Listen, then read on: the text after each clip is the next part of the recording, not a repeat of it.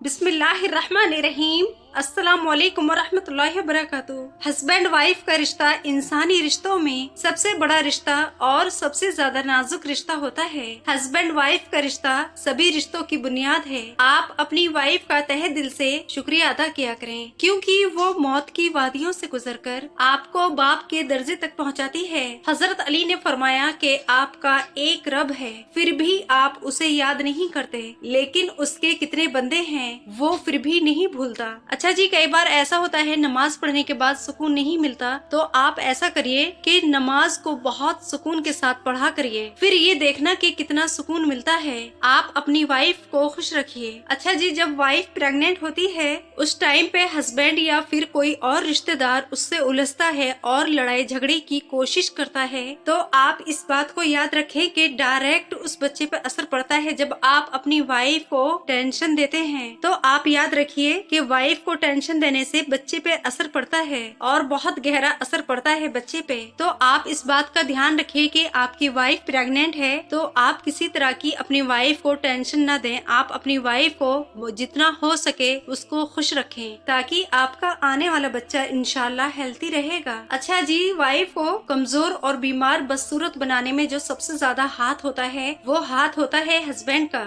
आप अपनी वाइफ का बहुत ज्यादा ख्याल रखें। आप उनसे बिना फालतू के लड़ाई झगड़ा बिल्कुल नहीं करें। जब हस्बैंड अपनी वाइफ की तारीफ करते हैं तो वो बहुत ज्यादा खुश हो जाती है। फिर वही हस्बैंड अगर अपनी वाइफ की बुराई करते हैं तो वही बदसूरत हो जाती है। अपनी वाइफ के अंदर एक से एक ऐब निकालते हैं, खामियां निकालते हैं। आप अपनी वाइफ को बहुत ज्यादा खुश रखिए अगर आप खुश रहना चाहते हैं अपनी लाइफ में, वरना बीवी के साथ साथ आप भी बदसूरत बन जाएंगे अगर खुश नहीं रहेंगे। हस्बैंड वाइफ, हस्बैंड की तबीयत खराब हो जाती है तो वाइफ रात दिन एक कर देती है उसकी ईमानदारी में। अगर वही वक्त वाइफ पे आ जाए तो फिर वो वाइफ इतनी भारी लगती है उसको मैके भेज देते हैं। ऐसे हस्बैंड पर अफसोस होता है जो हस्बैंड इस तरह की सोच रखते हैं। अच्छा जी, जैसे लाइफ में कोई भी प्रॉब्लम होती है या फिर जैसे कि कोई भी बीमार होता है तो इसमें हस्बैंड वाइफ को दोनों को एक दूसरे का साथ देना होता है, एक दूसरे का साथ मजबूती से देना होता है, ना कि एक दूसरे को दूर हो जाना। शौहर को अपनी बीवी के लिए इतना अच्छा बनना चाहिए ताकि शौहर को अपनी बीवी के लिए इतना अच्छा होना चाहिए कि फिर बीवी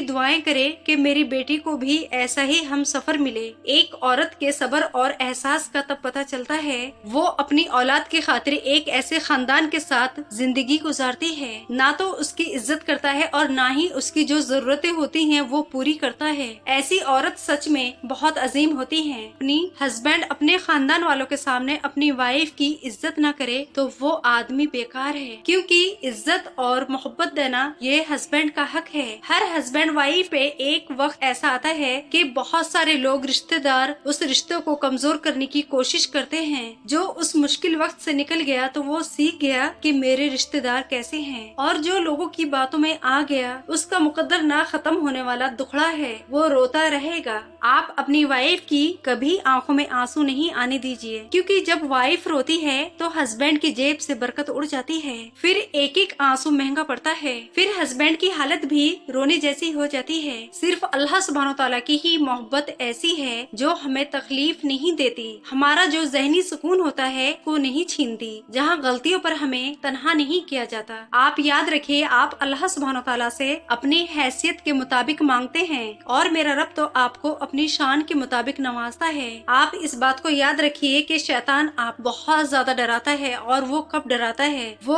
उस वक्त पे डराता है जब आप मुअज्जज़ों के बहुत करीब होते हैं। वो आपके दिलो दिमाग में वसवसे डालता है, क्योंकि अल्लाह सुब्हानो तआला उस वक्त आपसे राजी हो चुके होते हैं। अच्छा जी, जो बंदा अल्लाह सुब्हानो तआला को पसंद आ जाता है तो वो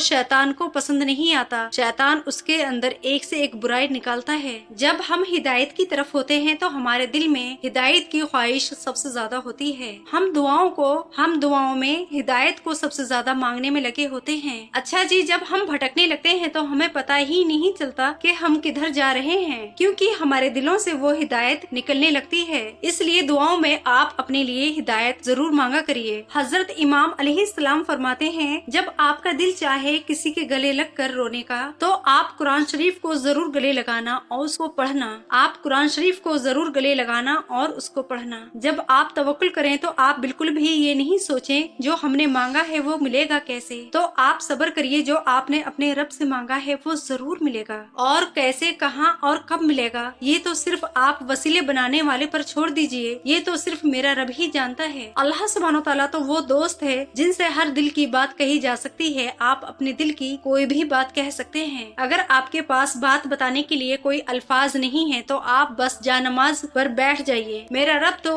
खामोशी भी सुन लेता है जो आपके दिल में होता है। अच्छा जी, यहाँ पे मैं अपनी वीडियो का एंडिंग करती हूँ। आप अपनों का बहुत ज्यादा ख्याल रखिए और आप अपनी दुआओं में मुझे, मेरी फैमिली को याद रखिएगा। अल्लाह हाफिज।